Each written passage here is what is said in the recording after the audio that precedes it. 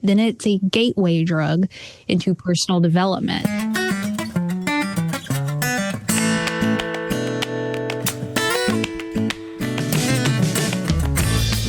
Welcome to another episode of Chewing the Fat. I'm your host, Big Rob. Thank you so much for tuning in, downloading the podcast. I certainly do appreciate that. Thanks to the folks that have bought me a coffee at chewingthefatbr.com. It really does help support the podcast, keep us going.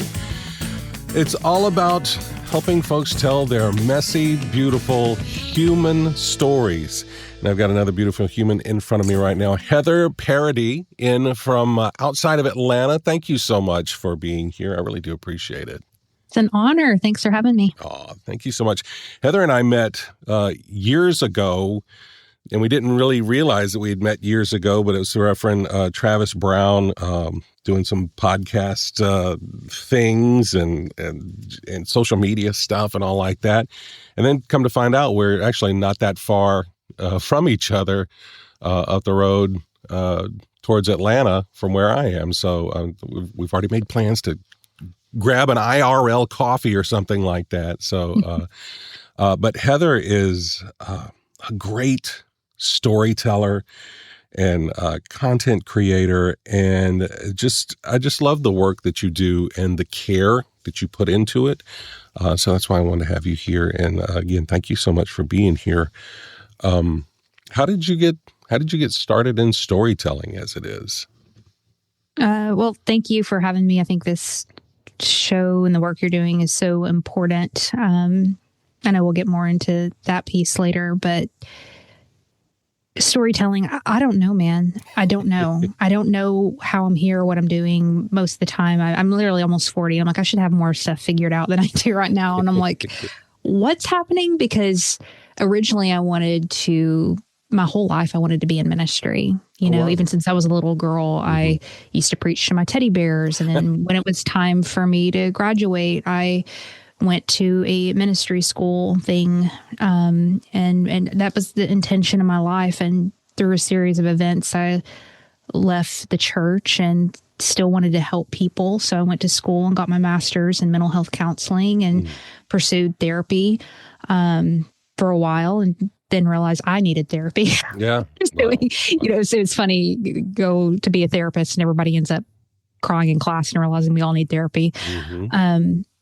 And then I realized that wasn't for me. That's another, I think I'm just a serial try things outer. But I think the through line through it all was this idea of figuring out what it means to be a human and trying to connect closer and closer to that. And through a series of events, I got involved in a bunch of crazy creators in the Atlanta area and started hanging out with people who were making art and just alternative ways of serving folks. And I just fell in love with the power of storytelling and creativity. And I think for me, it's been a less intrusive way to help people, in the sense of it's less of putting yourself into a savior role like ministry was, or,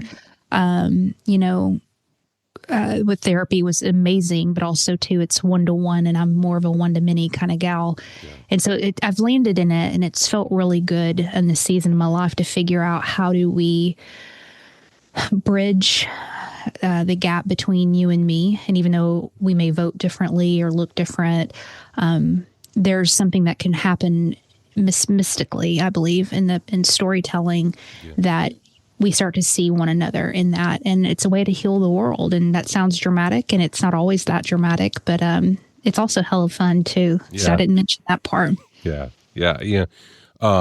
As you're talking, I think it just clicked in my brain that I think you may be the first professional mental health therapist that I've actually had on this mental health podcast. I have a lot of friends who are in the therapy world, so if you want to interview more, I got a list for you. I appreciate that. Well, but my thing is not necessarily about, yes, the mental health is part of it, but the fact that like you said, everybody goes through it. Everybody needs a little therapy. Everybody needs a little help with something.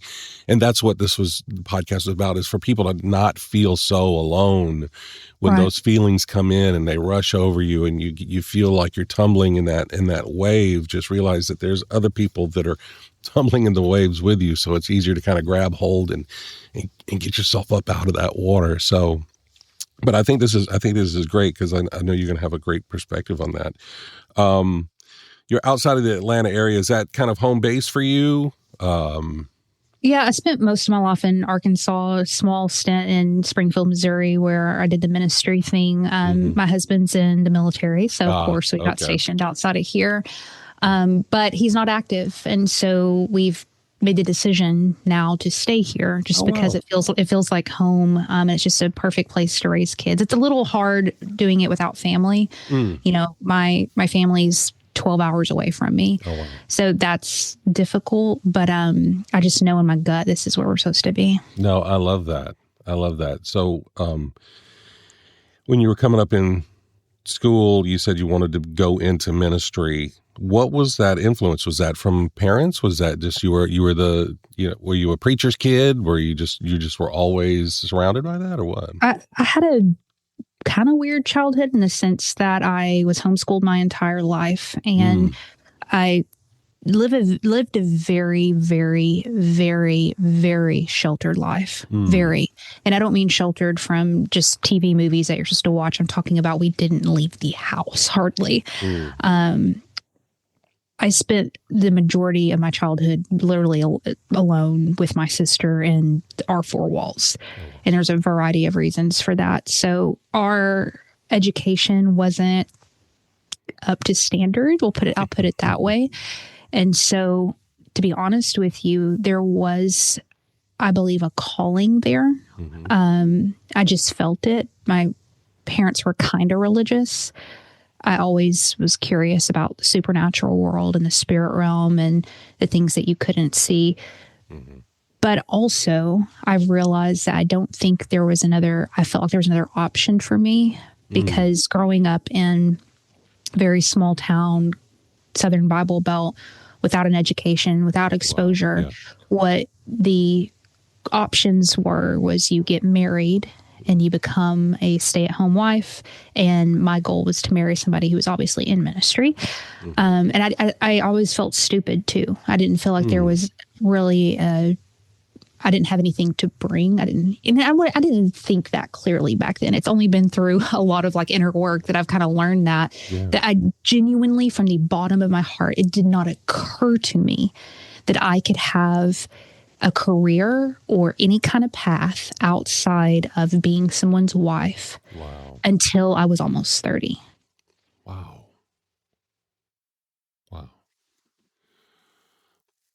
When you went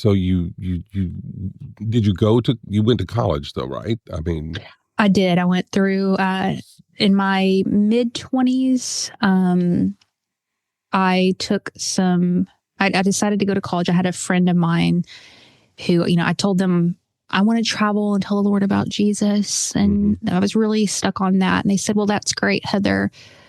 This guy, he grew up where his family talked to him about careers.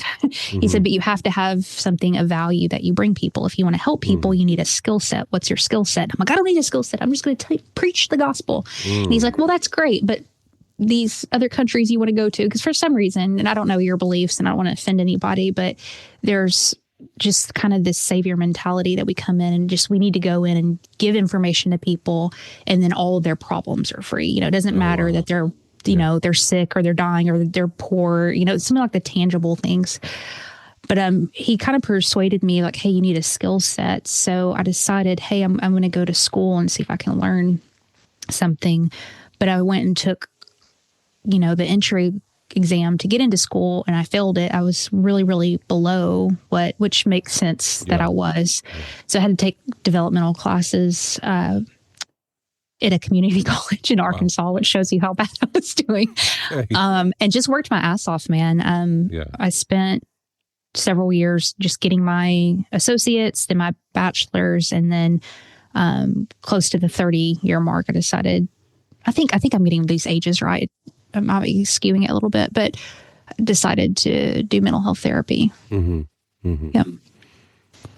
No, that's an amazing journey from, like you said, where you started and where you were siloed in your young life, in those formative years, and then because of what you wanted to do, that's what helped you to move out of that to get into college. That was the motivating factor. It wasn't because it wasn't necessarily that you didn't want to be the wife thing that you had always thought, but that you wanted to preach the gospel, as it were. Right. And so that's what drove you to go to seek out and to get your education, and then to be able to, and that's the thing, is when you go to different places, your mind gets expanded. You meet other people, you meet other cultures, you meet other, takeout restaurants. It's all kind of all of the stuff that helps make you such a well-rounded person. And I think that's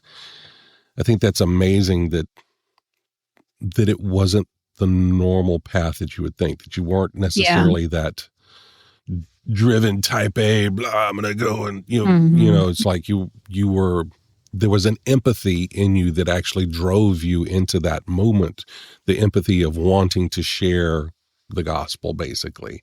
Right. That's right. I think that's amazing. Well, you said something important. You said the word exposure, and I didn't realize it at the time, but it became just a crucial piece of my story, was getting exposed to other trains of thought, other people, folks who had different color skin than me, had different religions than me. And I just didn't grow up in that. I grew up with people who were in the same pay bracket, same thing, same thought process, same everything.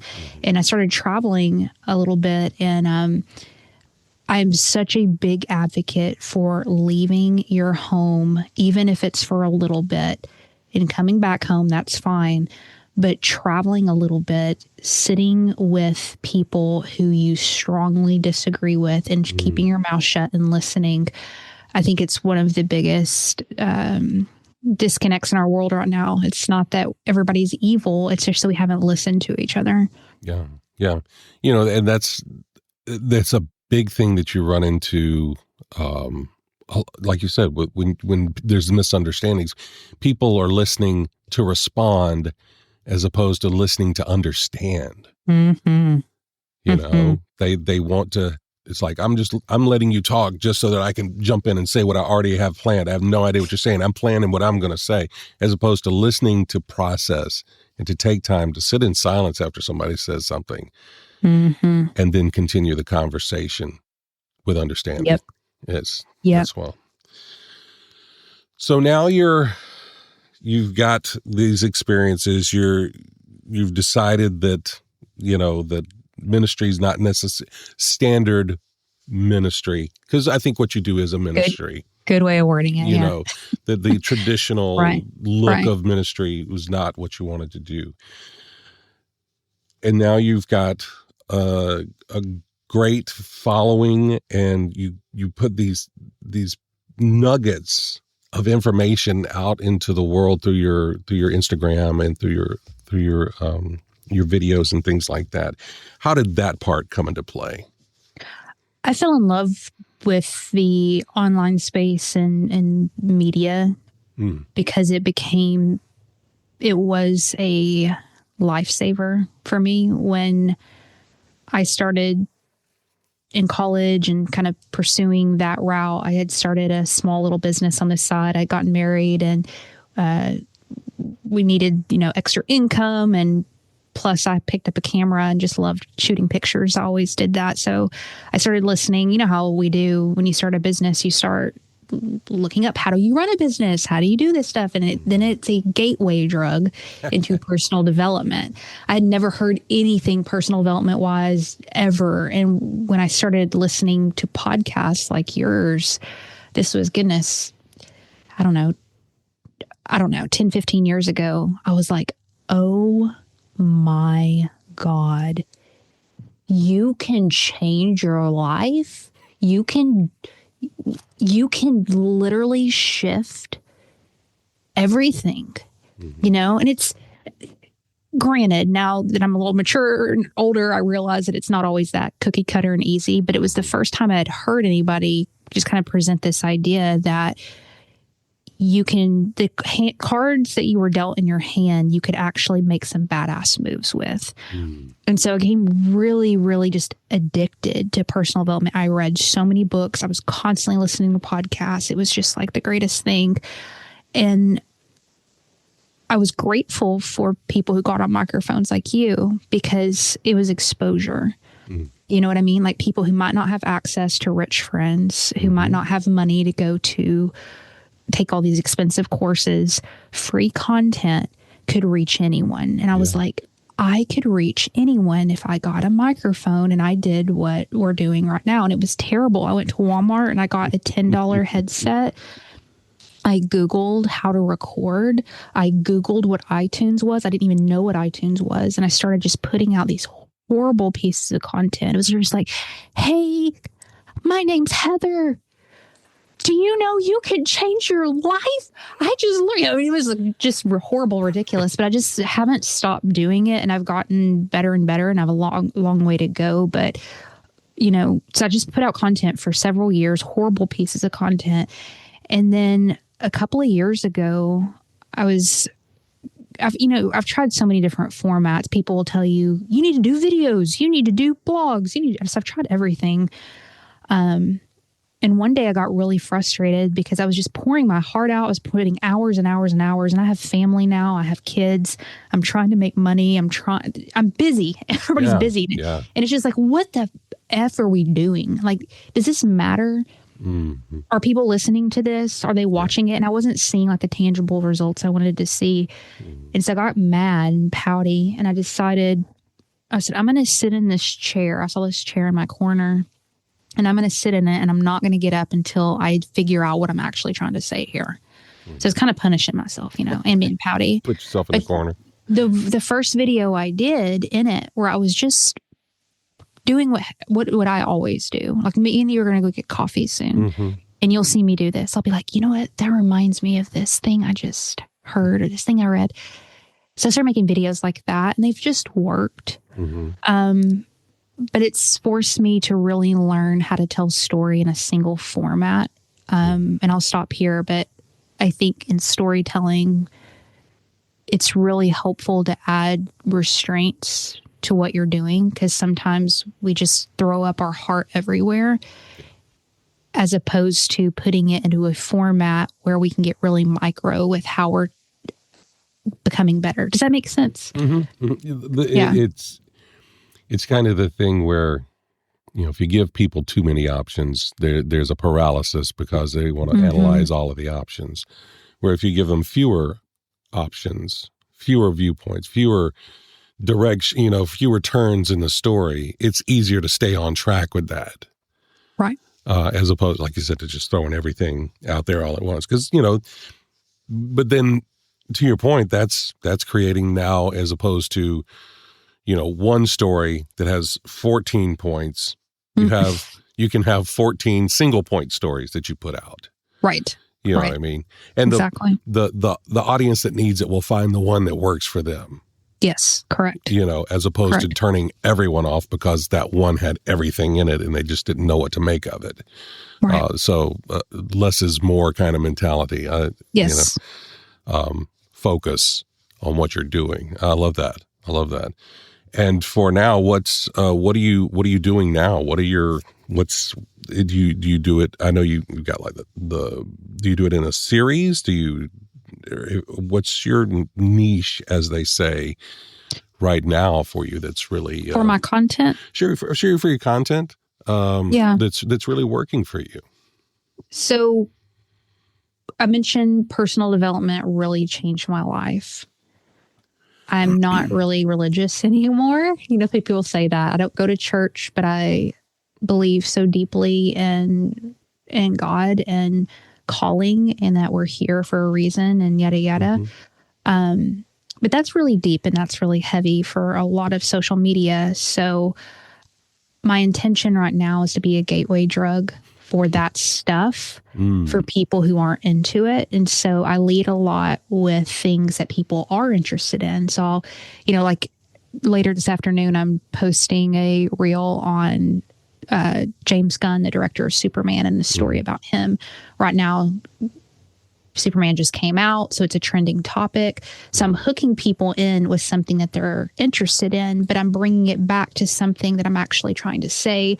And used to, what I would do is I'd try to force like Jesus, God, spirituality, personal development, yada, yada, yada, in people's face. And they're not looking for that unless they're looking for it. Right. But what if we could find things that people are looking for and get creative and through storytelling, figure out how to loop it back? So like mental health, if you're, mental health's a pretty big topic. People are always looking for that. But let's say it's like something super micro, like communication with your spouse. People don't really run across something about that unless they're looking for it. Mm-hmm. But if you loop it into, Justin Bieber and Hailey Bieber right now, what's going on in their marriage, and then you loop it back into a principle, mental health, then it's going to catch a wider audience. So that's what I'm going for right now. I want to make spirituality more mainstream and bring people into it, because regardless of where they land from a language perspective, connection to source, God, universe, for me has just been, it's everything. It's everything. I love that. Heather, for you, what's bringing you joy right now? It's so funny you said that, because I really wrote in my journal this morning, really reflecting right now of who am I being, who I want to be, or am I being who other people expect me to be? And I wrote down, who is it that you really want to be? And the first thing I put down is, I want to have fun. So it's really funny you're saying that. Like, what is bringing me joy? Obviously, my daughters are bringing me joy. I'm getting to spend summer with them. It's hard, but it's also awesome. I'm writing a script right now. It's first time writing like something that's completely fiction, and it's been so hard, and it's been the worst thing. But I'm finding so much joy in that, like trying to break out of Heather's talking head nonfiction side into something that's purely fictional. Oh, wow. I'm finding joy in. I feel like, God, I'm grown. I have 2 kids, a husband. I'm a freaking grown up, but I feel like I'm really trying to return back to the kid Heather more and more, and remembering who she was and honoring that a little bit more. Yeah. If that makes sense. And that sounds like some woo-woo inner child stuff, but. And it makes perfect sense. I think we all in our lives have done things that have turned us into people who our little selves maybe would have never thought and maybe would never want. And sometimes we need to honor that inner child, that, that 6-year-old Heather, that 6-year-old Rob, because they had the world open to them and could be anything. Those were the days when you could be an astronaut or president or, first person on Mars or whatever it was, teacher, doctor, whatever. There were no limitations. And as we get older, we put these limitations on us through just society, through our own, low self-talk, things like that. And we put those restrictions on us. And I think there's something beautiful about and joyful in trying to honor that younger version of ourselves in their wonder of what could be, in their ability to imagine without boundaries of what life could be for them. So I think it's beautiful. I don't know you well enough to know the answer to this, but I'm curious. Would you classify yourself as a really intuitive person? Mm-hmm. Do you know, like, the 2 things I wanted to be as a little kid was an astronaut and a president? Well, and that's the example you use. I swear to God, I would read all the books about astronauts and being a president, because those are the 2 things I wanted to be. Well, it's never too late. So it's weird. Like, I feel emotional, and we're talking about joy, but I'm finding a lot of, I just feel really, I don't know. Oh, damn. God, you're good at this, dude. You should be a therapist.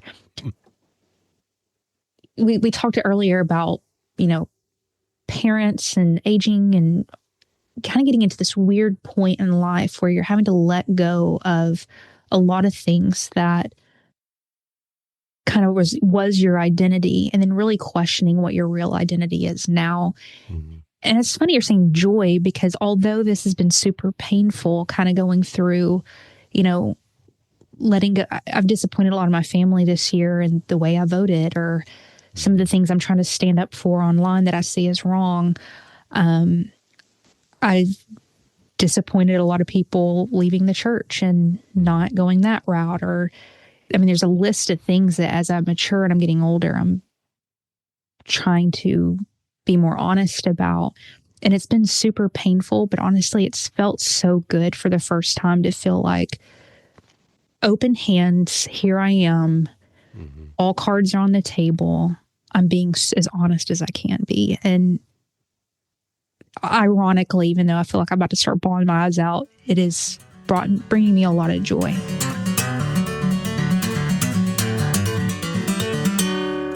Heather, this is the second segment of the show, is where we're going to dive a little bit deeper into your mental health journey. I definitely believe the more that we can talk about it, the easier it is for us all to get through this, because, depression, anxiety, those things, they start to weigh on us.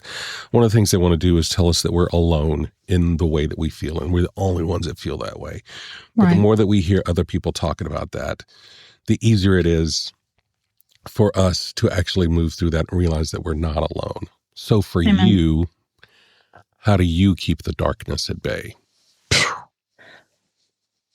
Folks who know me, who follow me closely, are always really shocked to hear, because they're like, you are such a positive person, yada. And I'm like, you have no idea how much work it takes for me to be positive. I am positive, yes. And I'm a light, yes. And I have passion and lit up AF, dude.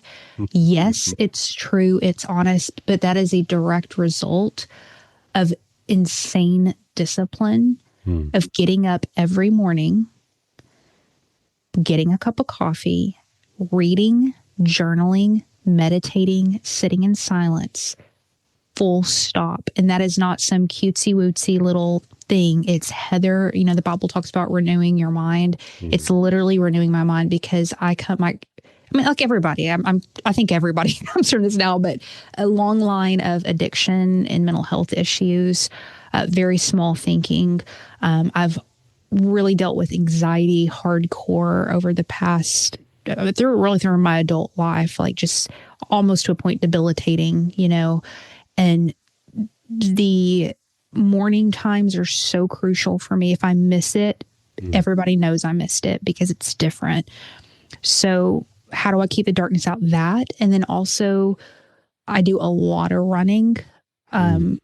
I like to run, but for some reason, and I haven't dug into the science enough, for me and my body, the way that I'm able to release something is it comes out through a lot of sweat and hitting the pavement. I started running when I was about 14, 15, when some really bad stuff was going on in my family.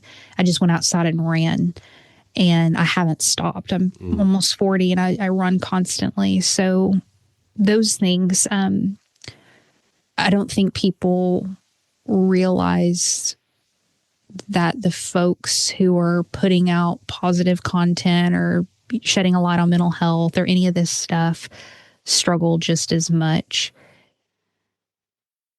Period. So, yeah.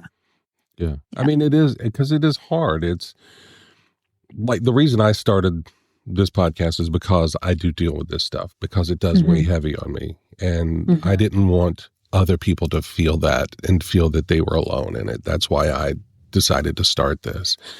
That's what they say is,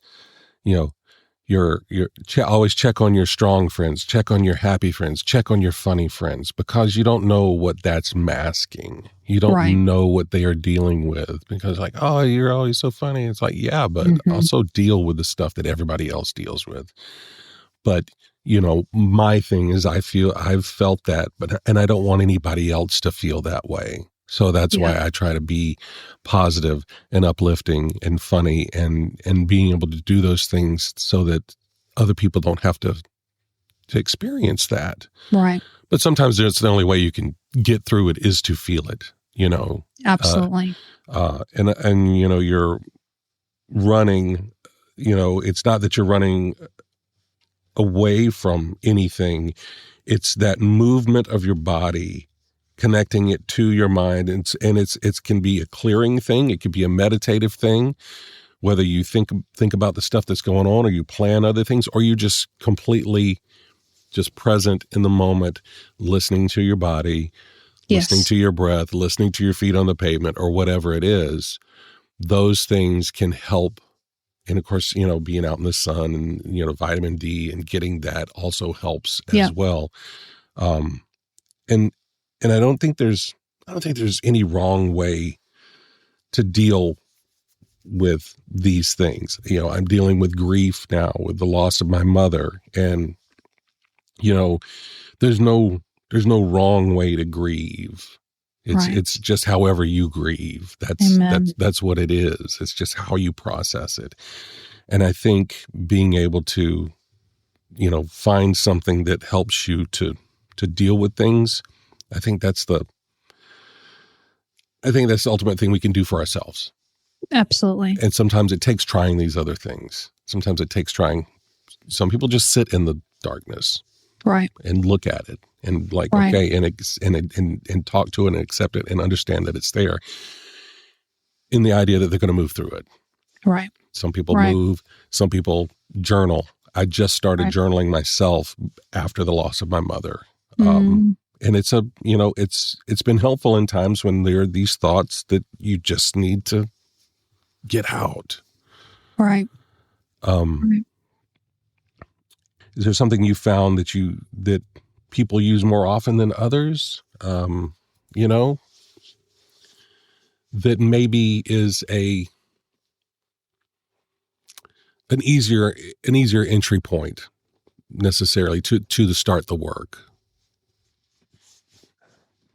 I think the end goal really is figuring out, how can I tap into real presence, which sounds so easy, and it's so difficult to do with our overstimulated culture and racing minds and so forth. So the question is how do we enter into presence? For me, I need silence. I spend a lot of time alone. Running's alone for me. The morning times are alone. For my husband, he's very handy and likes to work and do certain things, which, you know, I would have a tendency to judge, because I'm like, you need to spend more time reading and meditating and sitting in silence. But that drives him nuts. He needs to be working with his hands, you know. So what's the best way for people to back into that? I think it really is just a matter of self-awareness.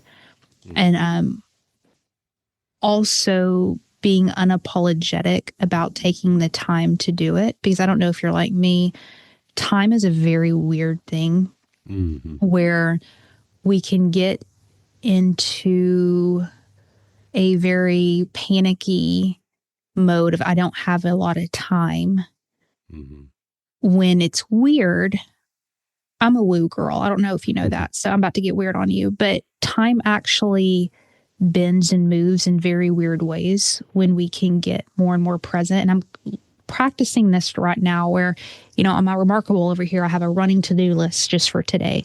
And so I'm like, you know, ooh, you know, and trying to figure out how to cram it all. But it's really weird, because if I can practice getting really present with you and not worrying about 1 o'clock, 2 o'clock, 3 o'clock, whatever, it's like I end up getting more done and it's a lot more fun. But there's this weird release that has to happen. So I'm getting back to your question, like, how do people get into it? You have to ask yourself, when do I feel the most present and grounded? And then being unapologetic about making time for that.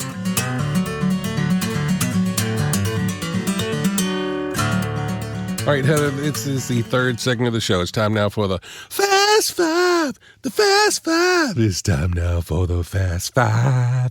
Fast Five. Sorry, I'm still working on theme song for that. It's only been 5 seasons, but one of these days. The Fast Five is powered by Poddex. It's an app created by our friend Travis Brown. If you go to chewingthefatbr.com/Poddex, it'll take you to the link where you can download the app. It's made for podcasters, but they're great icebreaker questions as well. No wrong answers. First thing that comes to the top of your mind. You ready? Yep. Question number 1. What would you like to accomplish in the next year? Film. Finish the freaking, I'm about to start cussing film. I've been dragging my ass. It is so hard, dude. Yeah. Have you ever written a script? I mean, I've written a short, so. Don't ever do it again. I had a friend who wrote a film. It took us 10 years to get it done. Good God. It's anyway. Yeah. No, I'm going to finish it though. I'm going to. Well, if you need any help, I know some folks. It might suck. But you'll have done it. I've done it. No, that's awesome. I love it. Question number 2.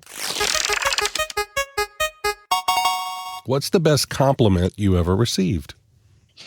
Wow.